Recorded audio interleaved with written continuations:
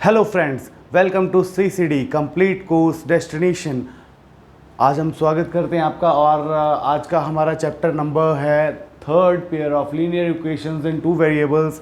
इसकी हम एक क्लास कर चुके थे और मैंने जस्ट इंट्रोडक्शन क्लास दी थी। इसमें हमने पढ़ा था कि कैसे हम मतलब लीनियर इक्वेशंस इन टू वेरिएबल्स होता क्या है। ये हमने पिछली क्लास में जो पढ़ा था 9th क्लास में, उसके रिलेटेड कुछ बताया था, इसकी बेसिक इक्वेशंस बताई थी, ठीक है, और इसके सॉल्यूशन निकालने बताए थे, ग्राफिकल रिप्रेजेंटेशन भी बताई थी, ठीक है, और हमने एक्सरसाइज फर्स्ट भी की थी।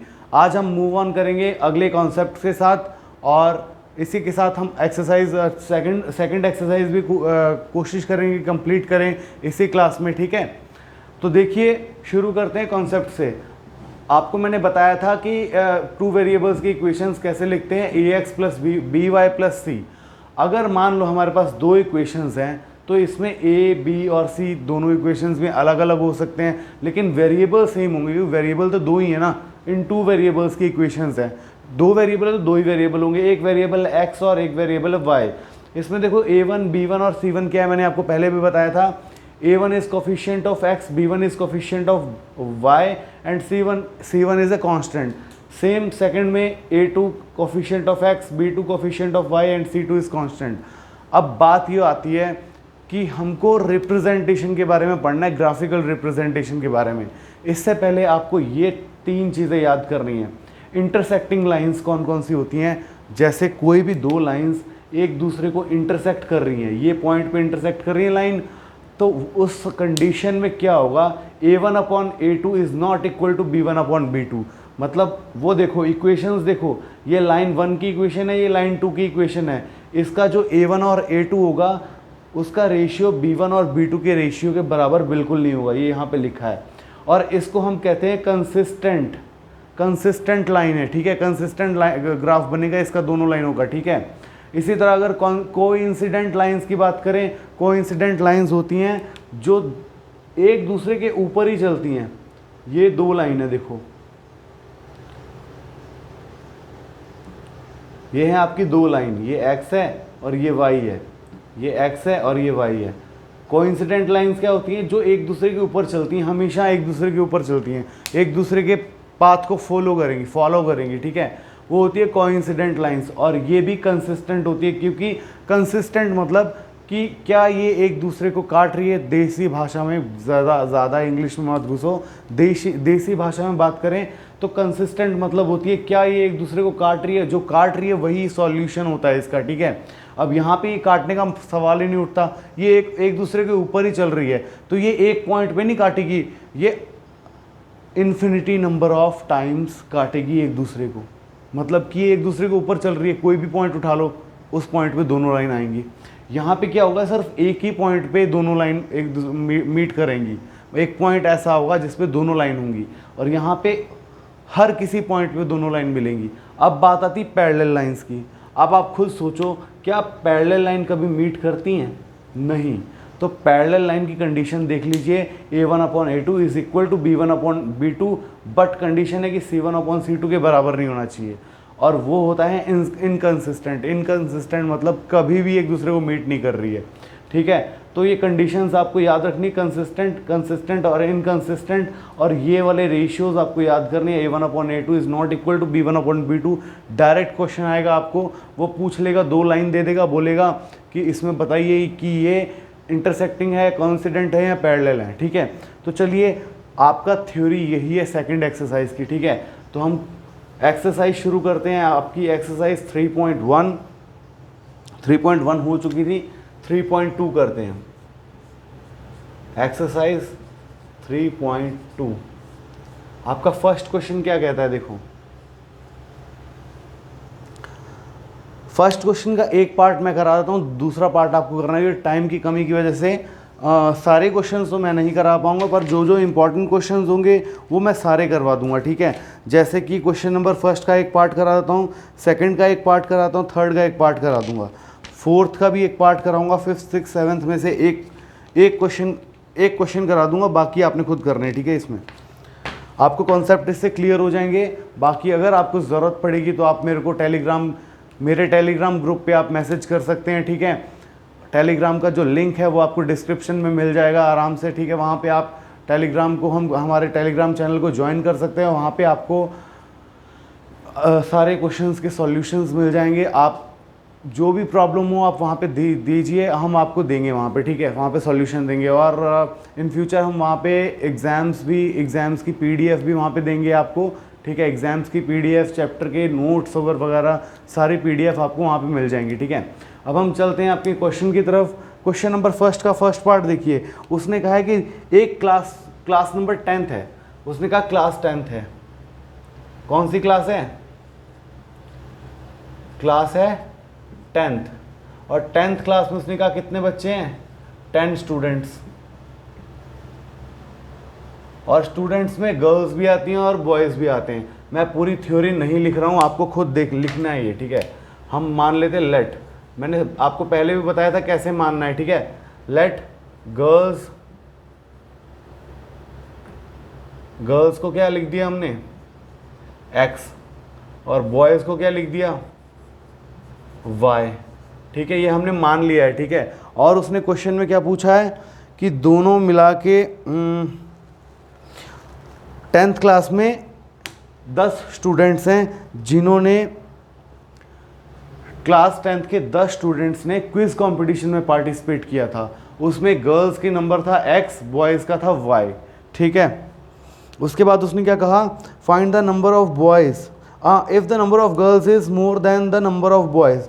अब देखो उसने क्या कहा है, 10 स्टूडेंट्स ने पार्टिसिपेट किया जिसमें से गर्ल्स x थी और बॉयज़ y थे। मतलब कि x plus y is equal to 10 आ जाएगा। ये आपकी फर्स्ट इक्वेशन बन गई। बहुत ही आसान थी। देखो जब तक मैं ये सॉल्व कर रहा हूँ आप वीडियो को पॉज करके ये नोट डाउन कर लीजिएगा, क्योंकि ये मैं मिटाने वाला हूँ। इसको ये क्वेश्चन इसमें पूरा नहीं हुआ, वहाँ पे कर लिखूंगा, ये मैं मिटा दूंगा थोड़ी देर में, तो जल्दी लिख लीजिएगा। वीडियो को पॉज करें और इसको लिख लें, बहुत इंपॉर्टेंट है। आगे के क्वेश्चंस में आपको देखने को मिलेगा कि ये करना पड़ेगा इसे सॉल्व। ये फर्स्ट इक्वेशन हमारी आ गई। फर्स्ट इक्वेशन के बाद देखो उसने क्या कहा है कि अगर लड़कियों का नंबर लड़कों से 4 ज़्यादा है, मतलब लड़कियां क्या है x है, x माना है, और बॉयज़ कितने y, लड़कियां बॉयज़ से कितना ज़्यादा है 4, x is equal to y plus 4। ये आ गई सेकेंड इक्वेशन, ठीक है। उसके बाद क्या कहा है उसने? Find the number of boys and girls who took part in the quiz. अब इसने क्वेश्चन का एक और उसने बोला है कि गर्ल्स और बॉयज़ का नंबर फाइंड आउट करना है। हमको इक्वेशन दोनों मिल गई, दोनों का गर्ल्स और बॉयज़ का सम 10 है और गर्ल्स जो हैं वो बॉयज़ से 4 ज़्यादा हैं, 4 नंबर में ज़्यादा हैं। और उसने एक और चीज़ कही है क्वेश्चन में कि इसको ग्राफिकली सॉल्व करें। हमको इसको ग्राफिकली सॉल्व करना है, ना कि एल्जेब्रिकली। एल्जेब्रिकली सॉल्व कर सकते हैं लेकिन हम नहीं करेंगे। अब देखो ग्राफिकली कैसे सॉल्व करना है। फर्स्ट इक्वेशन का ये बना दिया हमने, बनाते थे ना, x और y पुट करते थे, ये हो गया x और ये हो गया y, और ये हो गया सेकंड इक्वेशन का। जो नीचे इक्वेशन लिखी है ये देखो मैं ऐसे लाइन लगा देता हूँ ताकि आपको कन्फ्यूज़न ना हो। ये फर्स्ट इक्वेशन का है, ये सेकंड इक्वेशन का है। x की वैल्यू यहाँ पे ज़ीरो नहीं पुट करते हम, x की वैल्यू हम 5 पुट करते हैं, तो y की वैल्यू 5 आ जाएगी। उसके बाद x की वैल्यू 0 पुट करते हैं तो y की वैल्यू 10 आ जाएगी। अब x की वैल्यू 10 पुट करते हैं तो y की वैल्यू हमारी 0 आ जाएगी। x की वैल्यू 0 पुट की, y की वैल्यू 10 आ गई। देखो x 0 हो जाएगा तो ये तो ख़त्म हो जाएगा, तो y इक्वल टू 10 आ जाएगा। y की वैल्यू 0 पुट करते हैं तो x की वैल्यू 10 आ जाएगी, ठीक है बिल्कुल। और x की वैल्यू 5 पुट करते हैं, 5 इधर जाएगा माइनस में हो जाएगा, तो ये आ जाएगा कितना? -10। अब उसी तरह सेकंड क्वेश्चन को करते हैं। y की वैल्यू अगर हम 1 रखते हैं, 1 नहीं रखेंगे यार, 0 रखते हैं, रुको 1 नहीं, हाँ 1 भी रख सकते हैं, ऐसी कोई बात नहीं है। 1 रखते हैं, y की वैल्यू 1 रखी है ना, y की वैल्यू 1 रखी है, x की वैल्यू 5 आ गई। उसके बाद और क्या है कंडीशन देखो, और हम इसमें क्या रख सकते हैं? 2 रख सकते हैं। x की वैल्यू 0 रखने पे नहीं, वो माइनस में चले जाएगा, माइनस में लेके नहीं जाना, हमको पॉजिटिव में करना है। अगर x की वैल्यू हम रखते हैं, y की वैल्यू रखते हैं 2, तो x की वैल्यू 6 आ गई। अगर y की वैल्यू 0 रखते हैं तो x की वैल्यू 4 आ गई। ये आपको तीनों मिल गए। अब कुछ नहीं करेंगे, ग्राफ बनाएंगे हम।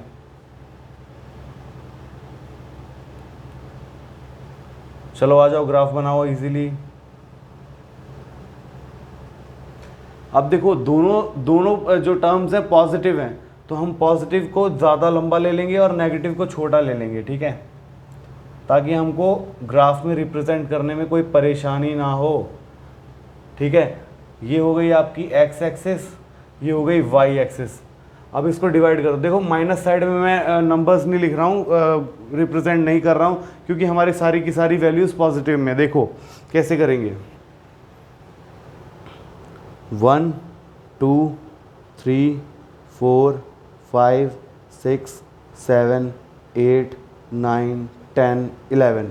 हमारा मैक्सिमम वाई 10 तक जा रहा है, ठीक है। इसको नंबरिंग कर देते हैं, 1 2 3 4 5 6 7 8 8 9 10 11। इसके बाद x की नंबरिंग कर देते हैं, 1 2 3 4 5 6 7 8 9 10 11। 1 2 3 4 5 6 7 8 9 10 11। एक और बात याद रखना, ये जो ग्राफ में बना रहा हूँ ये रफ ग्राफ है। आपको जब भी ग्राफिकल रिप्रेजेंटेशन करनी है आपने ग्राफ यूज़ करना है, ठीक है। और उसमें ग्राफ में बड़े बड़े डब्बे होते हैं, और बड़े डब्बे को एक को 1 लिखना है, फिर सेकंड थर्ड फोर्थ। छोटे छोटे डब्बे को नहीं लिखना है। बड़े डब्बे में 10 पार्ट होते हैं, 10 और लाइंस होती हैं, वो 1 mm को रिप्रेजेंट करती हैं, और एक डब्बा 1 सेंटीमीटर को रिप्रेजेंट करता है। याद रखना है इस बात को, ठीक है। अब पहली लाइन हम रिप्रेजेंट करते हैं, x = 5 और y = 5। ये 5 है, ये देखो स्क्वायर बन जाएगा, बिल्कुल स्क्वायर बन जाएगा।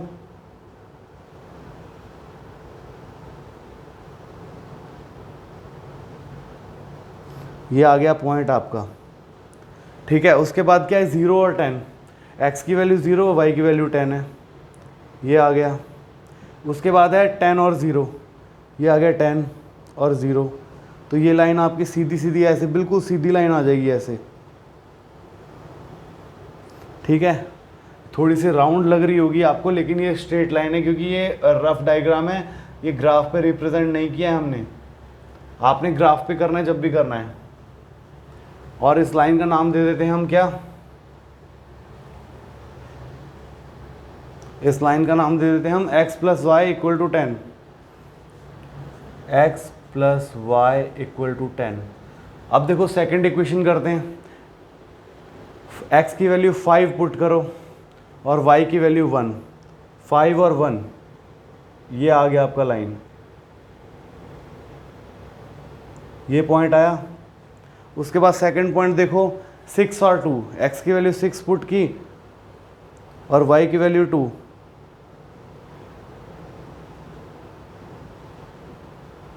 ये आ गया पॉइंट।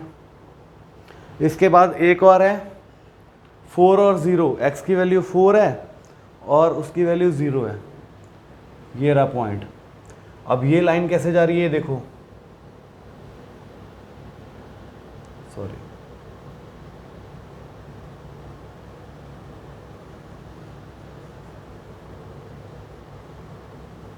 आप ग्राफ में करोगे बिल्कुल सही आंसर आएगा आपका। इसमें थोड़ा बहुत इधर उधर हो जाता है। अब ये देखो, ये पॉइंट कहाँ आ रहा है, ये 7 के पास आ रहा है, x में 7 आ रहा है। इसको पहले लाइन का नाम लिख दो, x = y + 4, ठीक है। एक ये लाइन होगी, एक ये लाइन होगी। अब ये कट कहाँ पे कर रहा है, ये देखो, ये पॉइंट पे कट कर रहा है ना। ये पॉइंट x में क्या है, 7 है, x में क्या है, 7 है, और y में क्या है देखो, y में कहाँ पे कट कर रहा है, 3 पे कट कर रहा है, ये देखो 3, ठीक है। अब मतलब क्या हुआ, x की वैल्यू 7 आ गई और y की वैल्यू 3 आ गई। तो x क्या था, x गर्ल्स थी, तो गर्ल्स कितनी आ गई, 7 girls and 3 boys take part in quiz. आसान था, ग्राफिकली हमने आंसर निकाला, हमने कुछ भी सॉल्व नहीं किया, बस वहाँ पे हमने इसके पॉइंट्स x की वैल्यू पुट की, y की वैल्यू निकाली, उसको ग्राफिकली रिप्रेजेंट किया, और जहाँ पे एक दूसरे को कट कर रही है वहाँ पे वो कोऑर्डिनेट को नोट डाउन कर लेना है। जैसे 7 और 3 पे कट किया, 7 क्या हो गया इसका x हो गया, और 3 क्या हो गया, y हो गया। इस तरह से ये आपका आंसर आया। समझ आ गया कैसे करना है? इसका सेकंड क्वेश्चन भी सेम तरीके से करना है। हम चलते हैं सेकंड क्वेश्चन पे। सेकंड पार्ट सेम तरीके से करना है। ये कंसिस्टेंट इनकंसिस्टेंट आपका अभी आएगा थोड़ी देर में, ठीक है, याद रख लेना, बहुत ज़रूरी है। इंटरसेक्टिंग में नॉट इक्वल टू होगा, और पैरेलल में सारे बराबर होंगे, और उसमें क्या कहते हैं, कोइंसिडेंट में सिर्फ ए और बी बराबर होगा, ए और बी का रेशियो बराबर होगा, ए डिवाइड बाई बी, मतलब A1/A2 is equal to B1/B2 होगा, ठीक है, और वो नॉट इक्वल टू C1/C2 होगा। अब देखते हैं क्वेश्चन नंबर सेकंड। बस ठीक है, यही उसने पूछा है। इसका फर्स्ट क्वेश्चन मैं कराऊंगा बस, ठीक है। क्वेश्चन नंबर सेकंड का फर्स्ट क्वेश्चन मैं कराऊंगा। उसने क्या कहा है कि पेयर्स दिए हुए हैं, उसने लाइन के कोई पेयर्स दिए हुए हैं, उसको देख के हमको बताना है A1/A2, B1 और B2 और C1 और C2 का रेशियो कंपेयर करके बताना है कि ये पैरेलल लाइन है, कोइंसिडेंट लाइन है, या फिर इंटरसेक्टिंग लाइन है, ठीक है। पहला पार्ट देखिए क्या है, 5x - 4y + 8, 5x - 4y + 8 = 0, 5x - 4y + 8 = 0, 5x - 4y + 8 = 0, 7x + 6y - 9, 7x + 6y - 9 = 0, 7x + 6y - 9। अब देखो उसने दो पेयर दिए ना, इसको कंपेयर करो, A1x + B1x B1y + C1, और A2x + B2x + C2, इससे कंपेयर करो। तो इसको देखो, A1/A2 क्या है, 5/7, ठीक है। थ्योरी कैसे लिखनी है वो मैं आपको ओरली बता देता हूँ। सबसे पहले आपने लिखनी है इक्वेशंस। कौन सी इक्वेशंस? जो जनरल इक्वेशन होती हैं, A1/8 मतलब A1x + B1y + C = 0 from by comparing equation this with the general equation we got A1 B B1 और C1, ठीक है। A1/A2 हो गया। अब B1/B2, सेम सेकंड इक्वेशन के लिए भी आपने वही थ्योरी लिखनी है। ये B1 की वैल्यू क्या है, देखो हमारी इक्वेशन क्या है, जनरल इक्वेशन यहाँ पे लिख दे रहा हूँ, A1x + B1x + C1 = 0, A2x + B2x + C2 = 0। अब B1/B2 क्या है, देखो B1 यहाँ पे पॉजिटिव, यहाँ पे माइनस है, तो मतलब -4 आ गया, और नीचे क्या है, 6 है। इसको सॉल्व करेंगे तो -2/3, ठीक है, 2 से कट गया। अब देखो C1/C2 निकालो, C1 क्या है, 8 है, और C2 क्या है, -9 है, मतलब कि ये आ गया -8/9। अब देखो इसमें A1 की वैल्यू, B1 की वैल्यू, और A1/A2 B1/B2 और C1/C2 सारे के सारे नॉट इक्वल्ड है, नॉट इक्वल टू, एक दूसरे को कोई भी इक्वल नहीं है, मतलब A1/A2 is not equal to B1/B2। तो ये कंडीशन कौन सी आ गई आपकी? आपको आगे C1 और C2 को फाइंड करने की ज़रूरत नहीं, आपकी कंडीशन कौन सी आ गई है, ये इंटरसेक्टिंग लाइंस की कंडीशन आ गई। तो फिर इसमें क्या लिखेंगे, फ्रॉम दिस लिखेंगे, from this result we know that 5x - 4y + 8 = 0 and 7x + 6x 6y है, यहाँ पे y है, sorry, 6y - 9 = 0 are intersecting lines.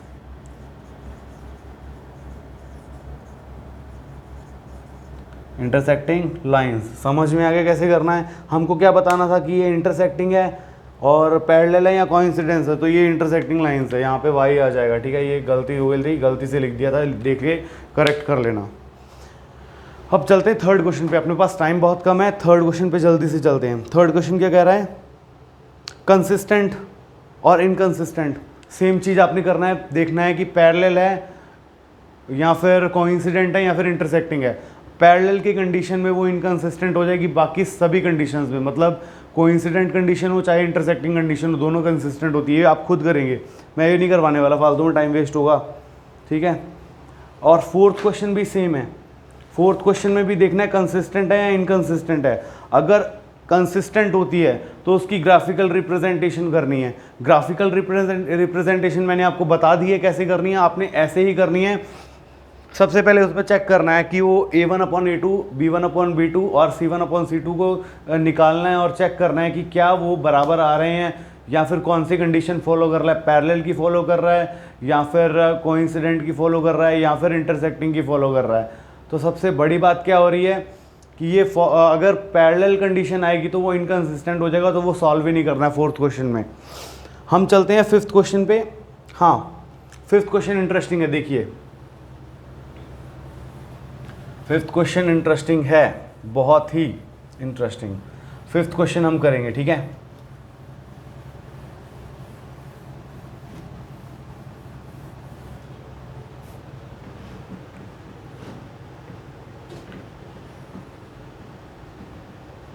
देखिए फिफ्थ क्वेश्चन, फिफ्थ क्वेश्चन पढ़िए एक बार, एनसीईआरटी की बुक से पढ़िए एक बार। क्या कह रहा है, उसने कहा है कि half the perimeter of A rectangular garden. सबसे पहले हम रेक्टेंगुलर गार्डन बना लेते हैं भाई, जिनको नहीं पता है वो देख लो, जिन्होंने पुरानी क्लास में पढ़ा है लेकिन कभी क्लास में नहीं घुसे और बस पेपर देने के लिए पढ़ा है, उनको तो याद होगा नहीं, ठीक है। तो देखो रेक्टेंगल क्या होता है, ये ब्रेड्थ है और ये लेंथ है, ठीक है। रेक्टेंगल क्या होता है कि दोनों लेंथ सेम होती है, दोनों ब्रेड्थ सेम होती हैं और एक दूसरे के परपेंडिकुलर होती हैं। मतलब कि ये वाला एंगल भी परपेंडिकुलर होता है, ये भी होता है परपेंडिकुलर, ये भी होता है परपेंडिकुलर, ये भी होता है परपेंडिकुलर। सारे एंगल इसके इंटरनल एंगल 90 डिग्री होते हैं, ठीक है। याद हो गया। उसने क्या कहा, पेरीमीटर। पेरीमीटर क्या होता है, पेरीमीटर क्या होता है, इसका फॉर्मूला भी बताता हूँ और वैसे भी बताऊँगा। पेरीमीटर ऑफ रेक्टेंगल होता है 2 × लेंथ प्लस ब्रेड्थ, ये होता है फॉर्मूला पेरीमीटर का।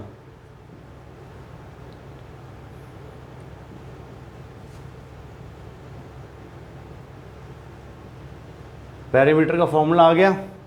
अब उसने पूछा क्या है, उसने बोला कि पेरीमीटर का आधा, ठीक है, 36 है। पेरीमीटर क्या है, 2 है। पेरीमीटर क्या होता है, देखो पेरीमीटर होता है आउटर बाउंड्री, पूरी नापनी है हमने।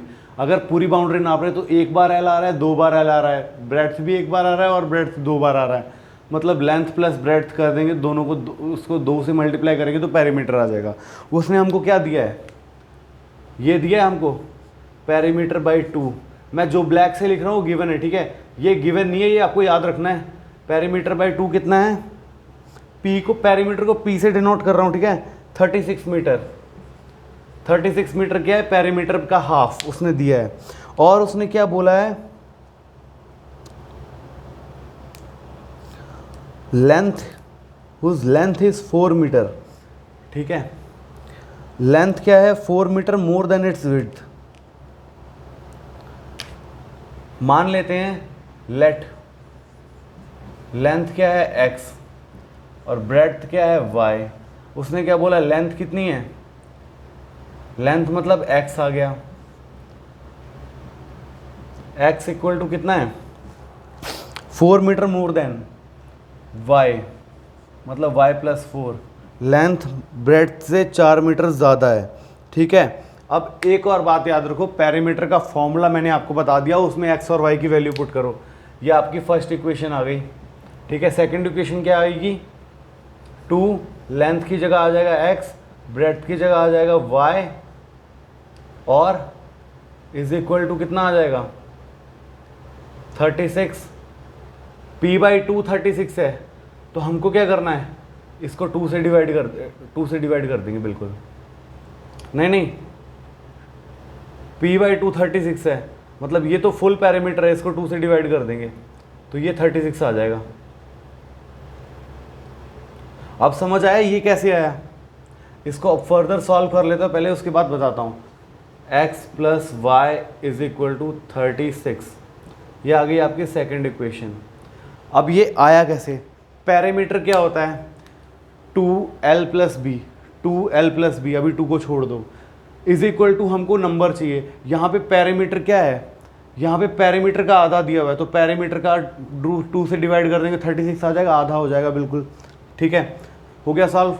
अब देखो उसने क्या कहा है, find the dimensions of the garden.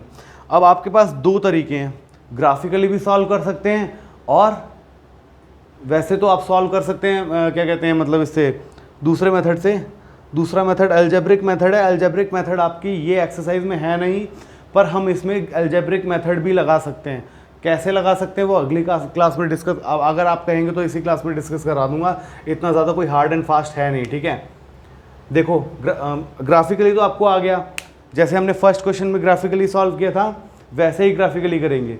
ठीक है, इसकी मतलब टेबल बनाएंगे एक्स और वाई का, इसमें भी टेबल बनाएंगे एक्स और वाई का, दोनों की वैल्यू पुट करेंगे, ग्राफ में रिप्रेजेंट करेंगे, जहाँ लाइन पे काटेगी वो उसकी लेंथ और ब्रेड्थ आ जाएगी। और इसने पूछा क्या है, लेंथ और ब्रेड्थ ही पूछा है।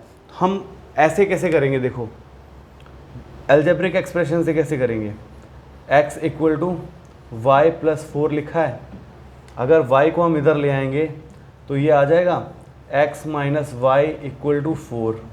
अब सेकेंड इक्वेशन क्या है, उसको हम लिखेंगे x plus y is equal to 36। समझ गए? अब दोनों को प्लस कर दो, दोनों को प्लस कर दो, ये तो आ गया 2x प्लस और माइनस कट गया इज इक्वल टू ये आ गया 40। तो x की वैल्यू कितनी आ गई, 40/2 इक्वल टू 20। x की वैल्यू कितनी आ गई आपकी, x की वैल्यू आ गई आपकी 20, x की वैल्यू आ गई 20। और y की वैल्यू क्या है, x की वैल्यू क्या थी, y से 4 ज़्यादा थी, अब x की वैल्यू आ गई है 20, तो y की वैल्यू 20 माइनस 4 हो जाएगी, मतलब 20 माइनस 4 इक्वल टू 16।